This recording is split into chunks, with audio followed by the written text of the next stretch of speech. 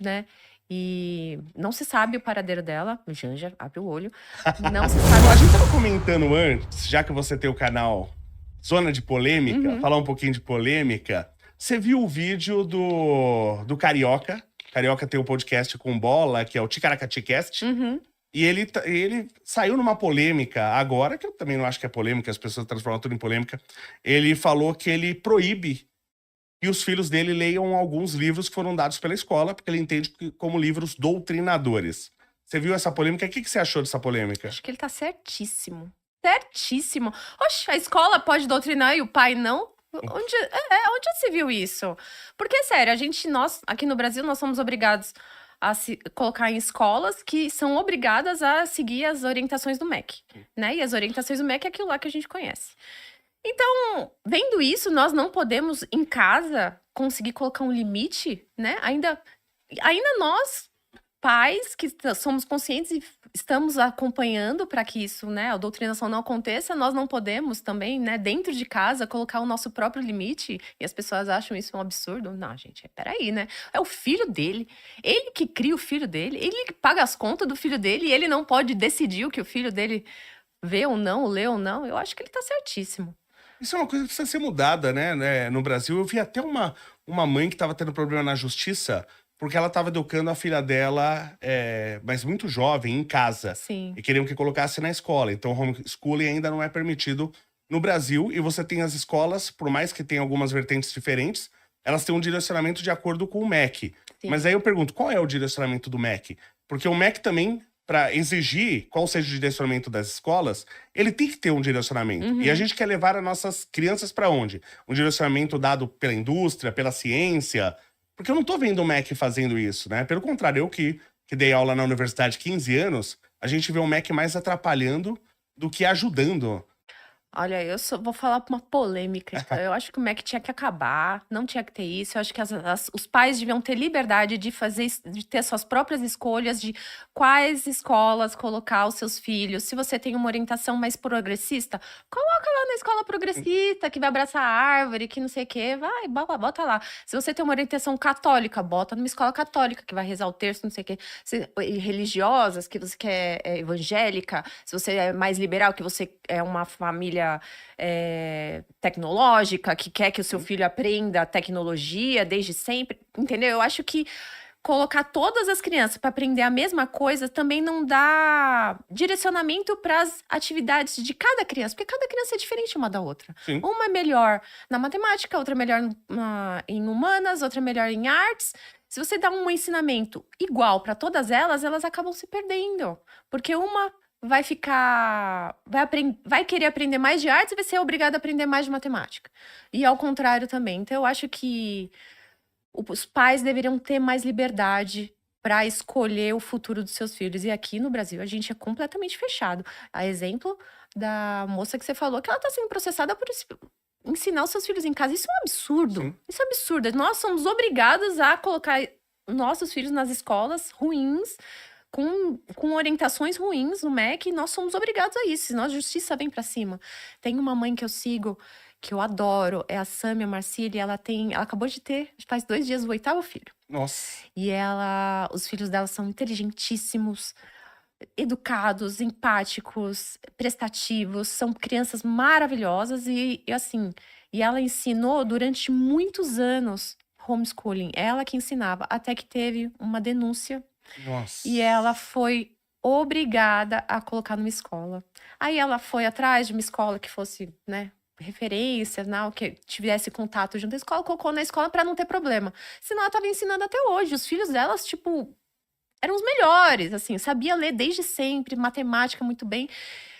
E foi obrigada a fazer uma que ela não queria por conta de denúncia. Olha que pensamento pequeno também, né? Mas a gente tem, aqui no Brasil, muito que eu chamo dos agentes da SS, né? É o cara que se tivesse aqui se aqui virar nazista e o cara tiver um vizinho judeu, ele vai denunciar. Vai. Né? Não, Ele vai denunciar. Tem muito brasileiro que é assim, muito. Você viu no Covid? Eu fiquei chocada. Eu fui denunciado. Você foi? E tava porque eu não... Eu saía pra trabalhar, mas eu ficava sozinho na minha empresa. Então não tinha contato com ninguém. Só que minha mãe ficava isolada. Então todo final de semana, eu fazia um churrasco, ela e meu irmão, só. Só que minha casa tem umas luzes lá, que hoje que você compra em qualquer lugar, que você muda as cores, bota com som e tal. Tava eu e ela, chegou a polícia lá, bateu na porta, falei, pois não. Aí falou, não, é que a gente recebeu uma denúncia, mas a gente tá vendo que não tá acontecendo nada. Eu falei, não, o senhor quer entrar? À vontade. Né? E o cara foi, quer dizer, se ele visse um traficante vendendo droga na frente de Não casa, pode fazer nada. ele não vai denunciar. Poder ele pode, mas ele não vai. Agora, denunciar o vizinho, então isso tem um negócio desde a época do... É que você é mais nova que eu, você É não o vai elo mais lembrar. fraco, né? Mas o fiscal do Sarney, você lembra da história do Já fiscal ouvi do Sarney? falar dos preços, Que né? as pessoas iam lá e denunciavam o dono Elas- da vendinha. Elas queriam ir. Elas se colocavam à disposição Sim, pra fazer isso. Isso, pra fazer. E outra coisa, vamos lá, que vamos supor que essas crianças estivessem sendo maltratadas. Elas não podem sair, elas não podem ter contato com outras pessoas, mas não. É só pra ser o denunciante. É um complexo de X9 que você tem aqui nesse país que é. Você não tem um objetivo. Assim, eu acho que o brasileiro é um ser humano muito bom, mas tem uns defeitos muito graves, né? Isso é uma das coisas. Eu não tô falando que é todo mundo, Lógico. gente, obviamente. Eu estou falando que é uma boa parte e eu vi isso no Covid. Por isso que eu fiquei muito chocada, Sim. né? Das pessoas querer denunciar o vizinho, ficar olhando pra denunciar o vizinho. Isso é bizarro, né? E eu acho que isso tá muito ligado à inveja do brasileiro. Essa Sim. cultura que nós temos aqui de olhar, por exemplo, um Steve Jobs, olhar um Elon Musk e não se inspirar e invejar e falar assim, por que que ele tem e eu não tenho? Ele não pode ter tudo isso. Em vez de você olhar para Sim. Elon Musk e falar assim, pô, que legal, como ele chegou lá? Como? Ah, foi com a ajuda do financeira? Foi a genialidade dele? Foi a família? Qual foi o caminho? Como eu posso me inspirar nisso? Não, tem muitos brasileiros que olham isso e falam, nossa, por que que ele tem? Ele não pode ter tudo isso. É imoral ter tudo isso. Sim. Assim, para o meu ver, é imoral você tirar dinheiro do povo para andar de jatinho. Você Da viu- FAB. Você viu que agora saiu a notícia, eu não tô acusando ninguém de nada, né? Que a Janja teria usado o avião da FAB pra ir no ginecologista. Ela pegou uma carona com o senhor Alexandre de Moraes, pegou uma caroninha. E ela teve uma assessoria dela, postou deu uma explicação, né? Sim. Falando que não ia ter gasto nenhum, porque ele já ia ter essa viagem já. Sim. E ela só pegou uma carona. A viagem já ia acontecer de qualquer jeito, ela só foi e pegou uma carona, então não tem problema nenhum. Mas eu até falei que mais trabalho do que o maquiador da Erika Hilton, acho que só o ginecologista da Janja. Esse deve ter trabalho, eu fico imaginando, viu? Não, Como de- abafa, como é que deve a gente ser não, difícil. a gente não pode falar, né? Acusar a dona Janja, dona Esbanja. Fala, abre seu coração, dona Esbanja. Eu vi uma matéria aí também, eu postei até no Instagram hoje, que acho que havia um mês que ela não se envolvia em polêmicas. Não deu um meio. Pera lá, um mês? Como assim? Pera lá que eu vou resolver isso agora. Vamos pro ginecologista com o avião da FAB. Não, e é um descaso, né? Não querendo defender ninguém, nem atacar, mas o pessoal cobrou dela isso, né? Falou, pô, mas você tá viajando muito. Eu lembro que eu falei, não é querendo defender nem atacar, mas porque eu também não acredito nesse discurso dela, mas eu lembro que eu vi um vídeo da Michelle Bolsonaro, ela falou, não, eu não ficava indo em viagem porque a gente tem que economizar o dinheiro e tal, não sei o quê. E por mais que eu não acredite que ela tenha de verdade esse pensamento, mas pelo menos é o discurso que você tem que falar. Agora, a Janja, ao ser cobrada, falou, não, tem que gastar mesmo, eu vou viajar mesmo. Então, me parece uma pessoa assim, sabe, baixa, que ela não entende o local onde ela tá. Ela é completamente deslumbrada. Eu acho que ela não tem noção, ela não esperava que ela seria uma primeira-dama. Eu tenho essa impressão dela, que ela é completamente deslumbrada, assim, da posição dela, e ela acha que ela é muito importante. Assim, a gente tem que ser sincero que ela manda na cabeça do Lula, né? Ela manda, Sim. ela mesma já falou que ele é analógico, que passa tudo por ela. Sim. Tem pessoas que já falaram que não deixa chegar perto do Lula, que ela filtra tudo pra chegar nele. Então, assim, ela tá numa posição que ela tá comandando o país, se a gente olhar a grosso modo. Porque o Lula, ele tá velho, teve diversos problemas de saúde, ele tá cansado, ele tá blindado, Sim. principalmente. As pessoas não deixam chegar os problemas nele. Só chega quando já explodiu, que foi o caso do Pix. Só chegou nele quando o negócio já tinha, depois que o Nicolas lançou o vídeo. Aí que ele foi ver o tamanho do problema que tava, porque ele não usa celular.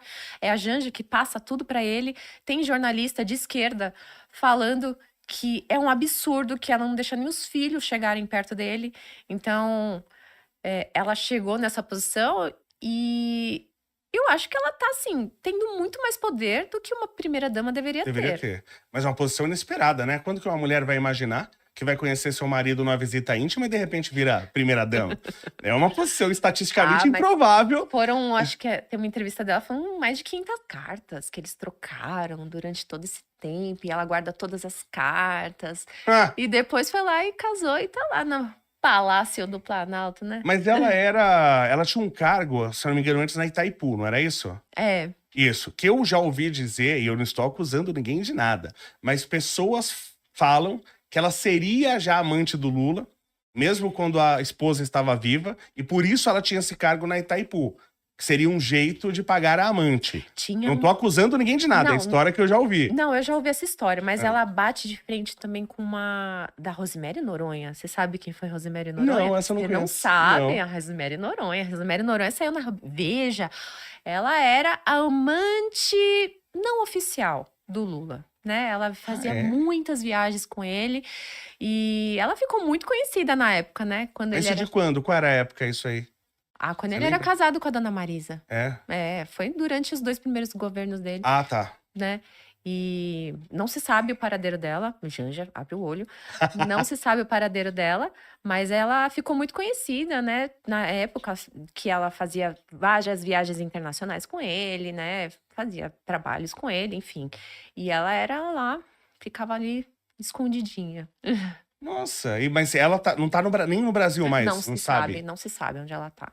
Só sei porque eu lembro da capa da Veja. Entendi. Rosemary Noronha, eu vou te Eu, mandar não, pra eu você ver. lembro do nome, mas não É. tava lembrando quem era essa pessoa. Dizem por aí que era a amante dele. É, Eu não vou confirmar nada, porque hoje em dia não pode, né? Então, quem sabe mesmo é ela e ele, mas o que eu lembro é a capa da Veja, a matéria, falando dela, que ela era a sua principal companhia. que bacana, um cara, gente boa.